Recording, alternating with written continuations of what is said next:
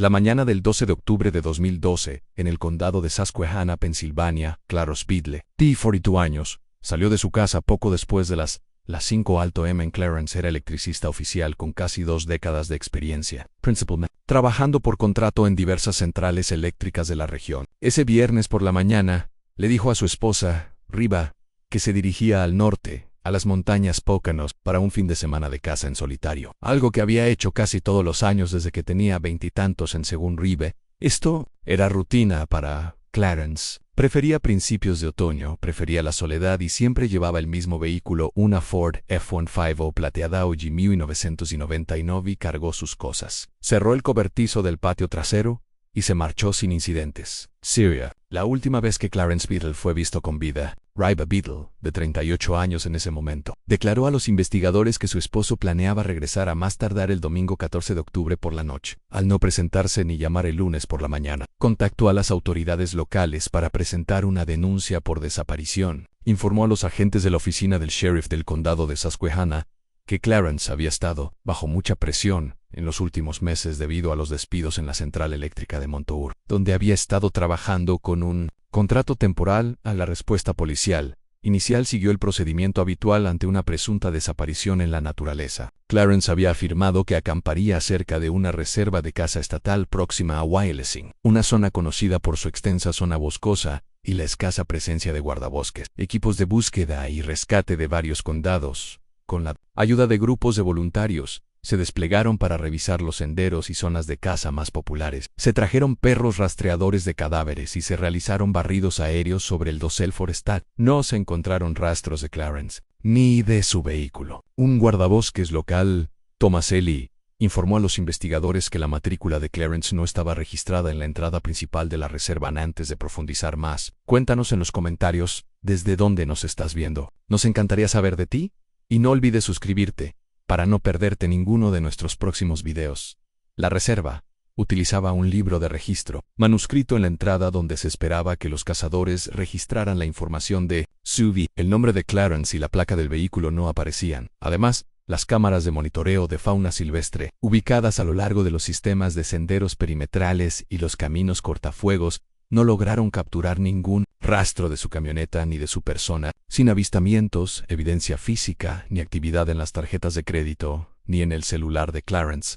La investigación comenzó a ralentizarse a principios de noviembre de 2012. Aproximadamente 3 semanas después de la desaparición de Clarence, Riva recibió una carta por correo. El sobre tenía matasellos de Buffalo, Nueva York, y la nota decía: me he ido. Necesito paz, no me busquen. No estaba firmada, pero Riva insistió en que la letra pertenecía a Clarence. Entregó la carta a las autoridades. En diciembre de 2012, la desaparición se reclasificó oficialmente como salida voluntaria. No se presentaron cargos ni sospechosos, ni se programaron nuevas operaciones de búsqueda. El expediente de Clarence Speed como persona desaparecida permaneció técnicamente abierto pero inactivo. En mayo de 2013, 7 meses después de su última aparición, el perfil de Clarence fue eliminado discretamente del registro de personas desaparecidas del Centro Nacional de Información Criminal, NSIC. Su número de la Seguridad Social no había mostrado actividad desde el otoño anterior. Ninguna de sus cuentas bancarias, líneas de crédito ni registros de servicios públicos conocidos mostraban uso o cambio alguno. Su teléfono permaneció desconectado. Su afiliación sindical a la Hermandad Internacional de Trabajadores de la Electricidad IBE caducó por impago de cuotas. En efecto, Clarence había desaparecido no solo físicamente, sino también de todo sistema conocido de identificación y comercio. Con el tiempo, el interés público se desvaneció. No hubo vigilias ni seguimiento mediático. La historia de Clarence nunca llegó a los medios estatales ni nacionales. En la pequeña comunidad rural de Montrose, siguió siendo una curiosidad. Un hombre discreto que desapareció sin dejar rastro. Sin nueva información ni cuerpo recuperado, la desaparición de Clarence Speed se convirtió en un caso sin resolver. Desde finales de 2013 hasta principios de 2020, no se reportaron novedades, no hubo nuevas pistas, ni las fuerzas del orden intentaron revisar el caso. Pasarían casi 8 años y una parada de tráfico fortuita a más de 320 kilómetros de distancia para que la historia volviera a la luz pública. En marzo de 2013, 6 meses después de la desaparición de Clarence Speed, Riva Beed abandonó la casa de la pareja en el condado rural de Susquehanna y se mudó a Wilkes-Barre, Pensilvania, aproximadamente a 64 kilómetros al sur. La mudanza coincidió con un traslado de su puesto administrativo en la oficina del secretario del condado de Montrose, a un nuevo puesto administrativo en la Autoridad de Vivienda del Condado de Lucerne. Reeva vendió la casa que compartía con Clarence, alegando motivos económicos, y alquiló un apartamento de una habitación cerca del sur de la ciudad. Ese mismo mes, presentó una reclamación sobre la póliza de seguro de vida de Clarence, un seguro de vida a término de $60,000. Pagadero bajo una cláusula que permitía el desembolso tras 180 días consecutivos de ausencia verificada. La póliza se pagó en su totalidad a finales de abril de 2013. Aunque los tribunales aún no habían establecido el fallecimiento legal de Clarence, la aseguradora aceptó la clasificación de desaparición y la documentación proporcionada por la policía. Riva usó los fondos para liquidar deudas pendientes del hogar y reportó el resto como ahorros en sus declaraciones de impuestos posteriores. No solicitó beneficios de sobreviviente ni pidió un certificado de defunción formal. Según entrevistas con antiguos vecinos de Miller Hill Road, Riva se había vuelto notablemente más retraída en los meses posteriores a la desaparición de Clarence. Un vecino recordó que dejó de hacer contacto visual y evitó la conversación. Casual. Después de mudarse a Wilkes-Barre, comenzó a usar su apellido de soltera, Riva Holtz, en contextos no oficiales, pero nunca solicitó el divorcio ni buscó un cambio de nombre legal. En el trabajo, sus compañeros de trabajo la describieron como eficiente y reservada. Varios colegas afirmaron que nunca habló de Clarence en detalle y se refería a él solo como desaparecido. En 2014, Riva comenzó una relación personal con Randall Farrow, un antiguo contratista del condado de Lucerne. Faraón tenía antecedentes penales menores, incluidos allanamiento y daños a la propiedad por delitos menores, desde 2009. Pero ninguna condena por delitos graves. Había estado desempleado intermitentemente durante años y era conocido localmente por realizar trabajos esporádicos en negro. Los registros públicos no muestran ninguna licencia comercial a su nombre en Faraón. Se mudó al apartamento de Rivea a principios de 2015. Nunca se emitió una licencia de matrimonio, pero para 2016 incluyó su dirección como su residencia principal en las declaraciones de impuestos estatales y federales. Para 2018, Riva había incluido a Randall como su contacto de emergencia en los formularios de empleo y la documentación del seguro médico. Ese mismo año inició una solicitud de refinanciación de un préstamo personal avalado, que originalmente tenía con Clarence en 2009, como parte del proceso de refinanciación. El banco solicitó la verificación del estado de Clarence. En respuesta, Riva presentó una declaración jurada notarial en la que declaraba que Clarence había interrumpido todo contacto y se presumía que había fallecido debido a una ausencia prolongada sin explicación. Aunque no adjuntó un certificado de defunción, la documentación cumplía con el requisito interno de la institución para el cierre de la cuenta. Las cuentas financieras restantes de Clarence, ya inactivas, fueron marcadas para cierre permanente. Su perfil crediticio fue marcado como inactivo a principios de 2019. Aparentemente, había sido dado de baja del sistema, a pesar del cierre administrativo de la vida de Clarence. Una persona seguía sin convencerse a su hermana menor, Lisa Beat, enfermera titulada residente en Scranton. Lisa llevaba mucho tiempo expresando su preocupación por la naturaleza de la desaparición de su hermano. En su declaración a la Policía Estatal de Pensilvania en 2020, afirmó que nunca creyó que Clarence se marcharía sin decir palabra, y que consideraba la carta con matasellos de búfalo como un montaje o una coacción. A partir de 2013, Lisa realizó consultas periódicas a la oficina del sheriff, pero recibió pocas novedades. En 2019, frustrada por la falta de movimiento, Lisa contrató a una empresa privada de rastreo de datos, especializada en registros de vehículos inactivos y rastreo de domicilios antiguos. La investigación se centró en localizar la Ford F-150 de 1999 de Clarence, que nunca se había recuperado. La empresa realizó una búsqueda en varios estados, utilizando bases de datos de VIN, registros de lotes de perrera y sistemas de registro.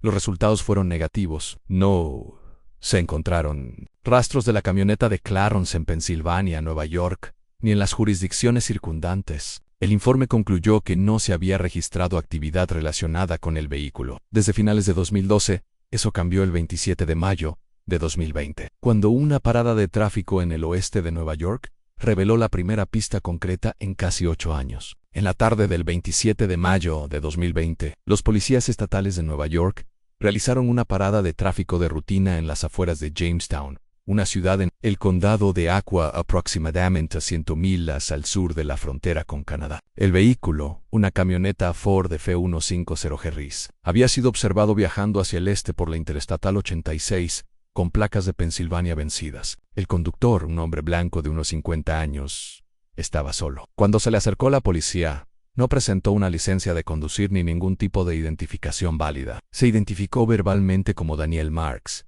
pero no pudo proporcionar documentación que respaldara la afirmación, debido a la falta de identificación y a las inconsistencias en las declaraciones del hombre. El policía que respondió solicitó una verificación del VIN, el número de identificación vehicular, tomado del tablero y del marco de la puerta. Resultó estar registrado a nombre de Clarence Speed, residente de Pensilvania, declarado desaparecido desde 2012. En la entrada señalaba un archivo histórico que indicaba que el vehículo nunca se había recuperado y estaba relacionado con un caso cerrado de desaparición en el condado de Susquehanna. El conductor fue arrestado bajo sospecha de robo de vehículo e identificación falsa. Fue trasladado a la oficina del sheriff del condado de Chautauqua para su posterior procesamiento. Durante las primeras 48 horas bajo custodia, el hombre se negó a responder preguntas, a firmar formularios de admisión y a nombrar a sus familiares más cercanos. Finalmente se le realizó un escaneo biométrico estándar, que reveló su verdadera identidad como Randall Farrow, exresidente del condado de Luzerne. Con antecedentes penales menores y conocido cómplice de Reba Bede, Farrow no tenía órdenes de arresto activas al momento del arresto. Tras confirmar su identidad, invocó su derecho a asistencia legal y se negó a participar en más interrogatorios. Mientras tanto, el vehículo fue llevado a un depósito forense de la Policía Estatal para su examen. Aunque repintada en un gris apagado, el VIN de la camioneta confirmó que era la misma. Ford F-150 plateada de 1999 registrada a nombre de Clarence Speed al momento de su desaparición. Las placas originales habían sido retiradas y reemplazadas por un juego rastreado a un remolque fuera de servicio, propiedad de un pariente fallecido de Farrow. Una inspección más detallada del chasis del vehículo reveló números de serie, parcialmente borrados, un intento que los investigadores creen que oculta la propiedad. El odómetro mostró kilometraje consistente con un uso limitado durante un periodo de 8 años. Se ordenó un barrido forense del interior. BioLC. Del pasajero, los técnicos recuperaron una billetera de cuero marrón que parecía vieja pero intacta. Dentro encontraron varios artículos personales pertenecientes a Clarence Speed, una tarjeta de membresía sindical descolorida de IBW local 1249, una fotografía doblada de Clarence y Reiva fechada en 2009 y un recibo de gasolina de una gasolinera. En Binghamton, Nueva York, en la fecha del recibo, indicaba el 13 de octubre de 2012, el día después de la supuesta partida de Clarence para su viaje de casa en solitario. El descubrimiento de dicho recibo situó el vehículo, y probablemente a Clarence, cerca de Binghamton, al día siguiente de su último avistamiento conocido. Este fue el primer vínculo físico confirmado con Clarence desde su desaparición. La Policía Estatal de Nueva York contactó a las autoridades policiales de Pensilvania. La Fiscalía del Condado de Susquehanna y la Policía Estatal de Pensilvania fueron informadas sobre la recuperación del vehículo y la identificación de Randall Farrow como el conductor, dada la naturaleza del caso original y los nuevos hallazgos forenses. La coordinación entre las jurisdicciones estatales comenzó de inmediato. La Fiscalía General de Pensilvania autorizó la reactivación del expediente de Clarence Speed como persona desaparecida como parte de una investigación criminal más amplia. A la búsqueda reveló varios objetos de interés, incluyendo una caja metálica de archivo cerrada con llave, varios registros personales y documentos con referencias a la presunta muerte de Clarence. Sin embargo, un conjunto de documentos sobresalió en múltiples borradores manuscritos de notas similares en tono y redacción a la carta enviada a Reba en noviembre de 2012, la presuntamente escrita por Clarence y con matasellos de búfalo. Nueva York. Uno de los borradores contenía un lenguaje casi idéntico, pero estaba incompleto y presentaba marcas que coincidían con las de los sellos de clasificación de la oficina de correos de Wilkes-Barre. Estos detalles serían posteriormente fundamentales para el análisis de la escritura y la tinta. Además, el equipo de búsqueda encontró una llave etiquetada con la palabra shed, seo vertizo. Los investigadores reconocieron la referencia, contactaron a los actuales propietarios de la antigua residencia de los Biddle en el condado de Susquehanna. Con permiso, regresaron a la propiedad y entraron en el cobertizo del patio trasero, que había permanecido prácticamente intacto desde la venta. En 2013, el registro del apartamento de Reba Beth en Wilkes-Barre, realizado en la primera semana de junio de 2020, arrojó evidencia crucial que reformuló por completo el caso de Clarence Speed. Entre los objetos más significativos recuperados, se encontraba una caja metálica cerrada con llave, descubierta dentro de un armario de almacenamiento, junto al dormitorio. La caja contenía una serie de carpetas categorizadas, incluyendo documentos financieros, correspondencia de seguros y una colección de cartas personales. Varias de las cartas estaban dirigidas a Lisa Presentiment, Lisa Bede, la hermana menor, T. Clarence. Estas cartas nunca se habían enviado y parecían haber sido escritas durante los meses posteriores a la desaparición de Clarence. Se referían a la conclusión, a decisiones difíciles y a seguir adelante, pero no mencionaban a las fuerzas del orden y el contacto continuo con Clarence. Cape Desticar Q. Entre el contenido se encontraban varios borradores manuscritos de notas breves, una de las cuales era casi idéntica en redacción y estructura a la carta recibida en la residencia de los Bede en noviembre de 2012. Borrador contenía la frase: me he ido, necesito paz, no me bus. A la escritura coincidía casi exactamente con la redacción de la nota original enviada por correo, aunque el borrador estaba incompleto y presentaba marcas internas de clasificación postal que no coincidían con el matasellos de Buffalo citado originalmente. También se encontró un sobre parcial, con matasellos local del condado de Lucerne. Estas inconsistencias motivaron la inmediata presentación del documento a un análisis forense de escritura. Los peritos, además de las cartas, recuperaron una vieja llave de latón etiquetada simplemente como cobertizo. Esto motivó el contacto con el actual propietario de la antigua casa de Riva y Clarence, en el condado de Susquehanna. Los propietarios, que habían adquirido la propiedad en 2013, confirmaron que el cobertizo del patio trasero no había sido modificado,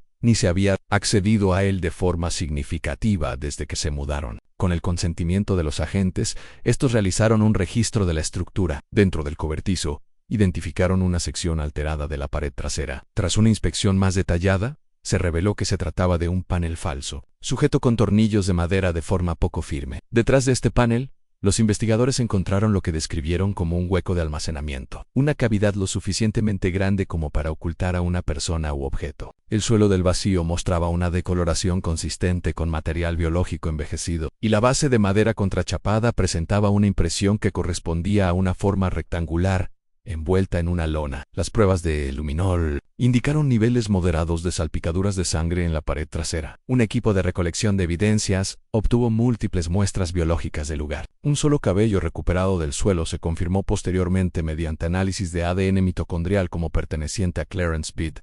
El residuo de sangre, aunque degradado, dio positivo para sangre humana con marcadores parciales consistentes con el perfil familiar de los Bede. Siguiendo el protocolo estándar, la zona de búsqueda se amplió para incluir el perímetro del patio trasero, cerca de la cerca trasera. Los agentes localizaron un cementerio poco profundo. Dentro había una caja metálica oxidada que contenía varios objetos personales de Clarence. Su licencia de casa de Pensilvania, válida hasta 2013, un par de botas de trabajo desgastadas y un reloj de pulsera roto. Estos objetos no figuraban en el inventario original de la persona desaparecida, y Riva nunca informó de su recuperación. En esto, los investigadores concluyeron que Clarence Bede probablemente nunca había partido hacia Poconos el 12 de octubre de 2012. En cambio, la teoría de trabajo cambió y sugirió que había sido asesinado dentro o cerca de la casa familiar esa misma mañana temprano, y que la versión de una desaparición voluntaria, incluyendo la carta de Buffalo, se había inventado después del hecho. Con base en la totalidad de la evidencia, se obtuvieron órdenes de arresto el 4 de junio de 2020. Riva Bede fue acusada de conspiración para cometer fraude, destrucción de evidencia y fraude de seguros. Randall Ferro fue acusado de uso no autorizado de un vehículo motorizado, manipulación de evidencia física y obstrucción de la justicia. Ambos fueron detenidos sin incidentes y comparecieron ante el Tribunal de Causas Comunes del Condado de Lucerne. Se le denegó la libertad bajo fianza a Riva debido a la preocupación por el riesgo de fuga y la gravedad de los cargos. Ferro fue detenido con una fianza de $150,000.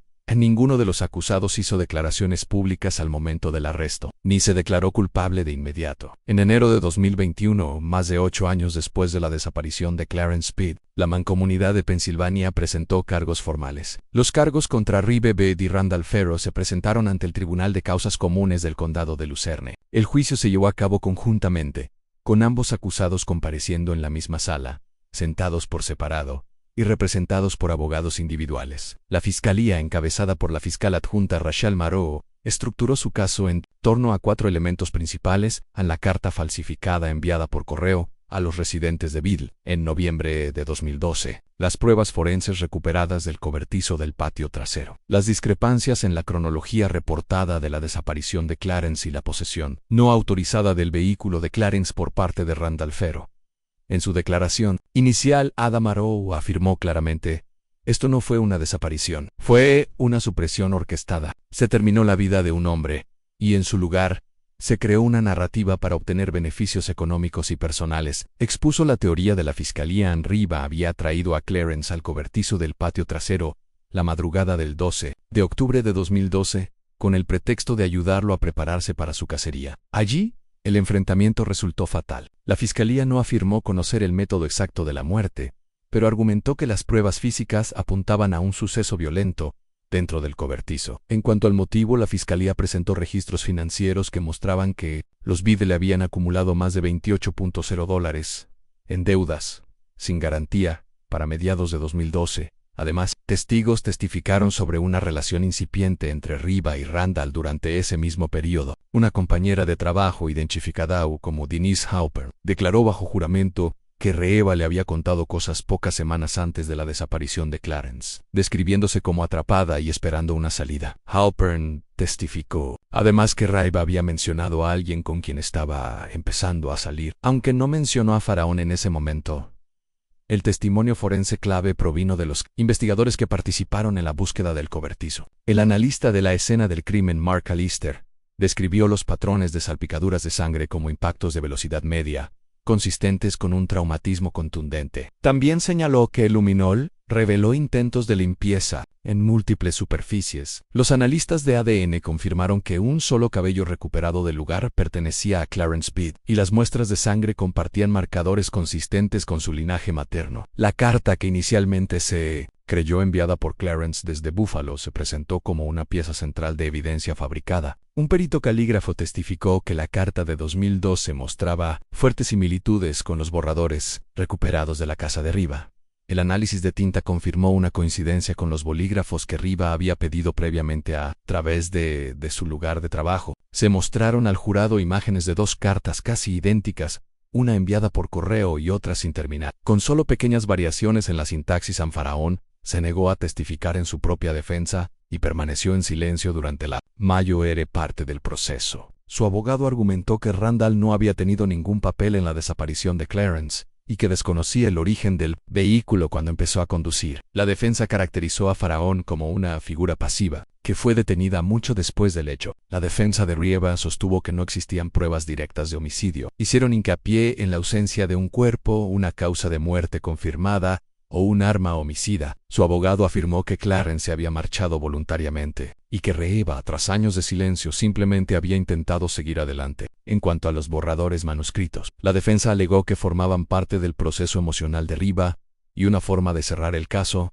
no evidencia de falsificación. Sin embargo, el jurado no se conmovió ante la incriminación de la defensa. Tras 3 semanas de testimonios y 6 horas de deliberación, el panel emitió veredictos unánimes. El 12 de marzo de 2021, Riba Bid fue declarada culpable de todos los cargos en conspiración para cometer asesinato, fraude de seguros y obstrucción a la justicia. Randall Fero fue declarado culpable de complicidad en fraude y manipulación de pruebas físicas. La sentencia se programó para el mes siguiente. Ambos acusados permanecieron en prisión preventiva sin fianza. A las afueras del juzgado, Lisa Bid, hermana de Clarence, hizo una breve declaración. Le dijeron al mundo que se había escaqueado. Ahora la verdad ha vuelto a aparecer. El 14 de abril de 2021, se dictó sentencia en el Tribunal del Condado de Lucerne. Riba Bid fue condenada a 25 años en un centro penitenciario estatal de Pensilvania, sin derecho a libertad condicional durante los primeros 17 años. La jueza Celia Horton, al dictar la sentencia, citó la premeditación y la frialdad moral de las acciones de Reeva, haciendo hincapié en el ocultamiento deliberado de la presunta muerte de Clarence Bid y el intento calculado de aprovecharse de su ausencia. Randall Fero fue condenado a 14 años de prisión por su participación en la conspiración. Si bien el tribunal reconoció que Fero no había sido acusado de participación directa en la muerte de Clarence, el juez Horton señaló que su prolongada participación en el encubrimiento, incluyendo el uso del vehículo de Clarence y la obstrucción activa de la investigación, demostraba una clara complicidad en el mantenimiento de una narrativa fraudulenta. A pesar del peso de la evidencia, no se presentó ningún cargo de asesinato contra Riba Bid ni contra Randall Fero. La ausencia del cuerpo de Clarence siguió siendo la limitación crítica. La fiscalía explicó durante la sentencia que, sin una causa de muerte confirmada ni restos humanos, una condena por homicidio sería legalmente inviable. En cambio, las condenas se basaron en conspiración para cometer asesinato, fraude de seguros, manipulación de pruebas y obstrucción, todos confirmados con base en pruebas circunstanciales y forenses presentadas en el juicio. En junio de 2021, Clarence Speed fue declarado legalmente fallecido por orden judicial. El fallo presentado en el condado de Susquehanna permitió el cierre definitivo de sus asuntos legales y financieros. Se celebró un funeral privado en Montrose, al que asistieron familiares, antiguos compañeros de trabajo y representantes sindicales locales. La hermana de Clarence, Lisa Beth, pronunció un breve panegírico. Declaró: ocultaron la verdad durante 8 años, pero ahora recupera su nombre. Estas declaraciones fueron citadas posteriormente en la prensa regional, que trató el caso como una de las condenas sin resolver más complejas de la historia reciente de Pensilvania. En colaboración con el sindicato IBEW Local 1249, una parte de los fondos recuperados del seguro se destinó a establecer un fondo de becas para escuelas de oficios a nombre de Clarence. El fondo, destinado a electricistas que inician su segunda carrera, recibió su primera ronda de solicitudes a principios de 2022 en Riva. Beth se encuentra actualmente encarcelada en la institución correccional estatal de Muncie and Centro para mujeres delincuentes ubicado en el condado de Lycoming. No puede solicitar la revisión de su libertad condicional hasta 2038. Randolph cumple su condena en la institución correccional estatal de Benner Township, en el condado de Center, por orden judicial. Ambos tienen prohibido cualquier tipo de comunicación directa o con terceros durante su encarcelamiento. Los restos de Clarence Speed no han sido recuperados. Múltiples búsquedas, tanto oficiales como privadas, no han logrado identificar un lugar de entierro ni una ubicación física que esté definitivamente vinculada a su muerte. Las autoridades no han revelado ninguna operación de búsqueda en curso. A fecha de 2024, su cuerpo sigue sin ser encontrado. La Ford F-150 de 1999, el vehículo que Clarence condujo por última vez, permanece bajo custodia estatal. Repintada, deteriorada por el tiempo y desprovista de placas, se encuentra en un depósito de pruebas seguro en Scranton. Investigadores y fiscales coinciden en que, sin la recuperación de ese vehículo y los hallazgos forenses que contenía, el caso podría no haber avanzado. Ante la ausencia de un cuerpo, la camioneta se convirtió en el elemento clave de un caso basado no en la confesión,